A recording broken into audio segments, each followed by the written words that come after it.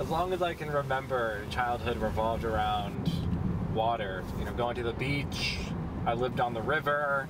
You'd go to the pool.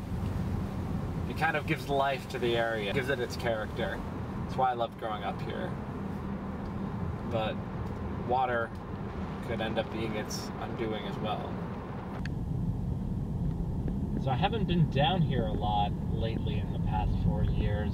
I've been up in DC trying to become a professional journalist, but I've been seeing all these headlines recently about how the sea levels are rising. Over the next century, South Florida could be wiped out, and I'd never really heard of this before, so I decided I wanted to come down here and kind of see for myself what's going on.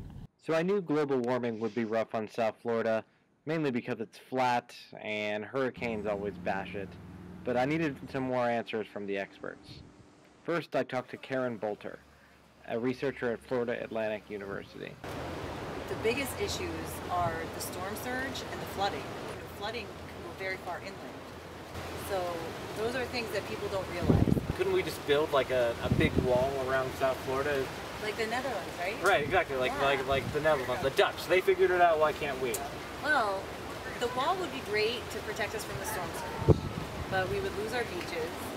And another thing is that this water, it comes from underneath. That's a whole other dimension that people don't understand.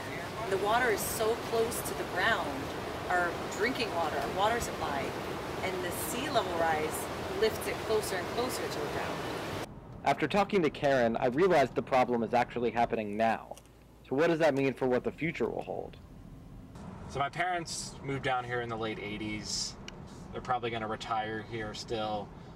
I have grandparents who have retired here and are going to come, going to die here essentially.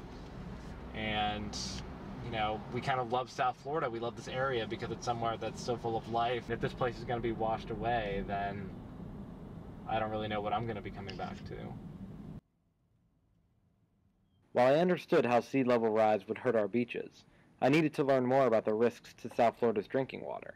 Here, you couldn't build a levee along the ocean and protect areas in the urban areas, because the water would come underground. And why they come faster here is because of the rocks like this. You see the kind of porous Swiss cheese like structure. Swiss cheese, yeah. Yeah, that's what's holding the water. Yeah, yeah. So water, when the ocean is rising, will go very easily through this. And that's why our drinking water could be in trouble. That's why the drinking, because the water would move very fast through this. I had one more stop, to meet West Palm Beach Mayor Jerry Moyo. He tried to ease my worries, pointing to plans for the city and region to update building codes and curb carbon emissions. It's going to be a different South Florida. I know, when you look at the maps that they show, there's no Miami. Certainly no Key West. Exactly. Now those are scary images. You think it'll become a scary reality? I hope not. I hope we're smart enough to do what we need to do before that happens. After a trip home, I found that decision makers are still waiting around as the water rises. The projections are clear. In less than a century, South Florida is going to look very different because of climate change. There's more that we can be doing to prevent it and prepare.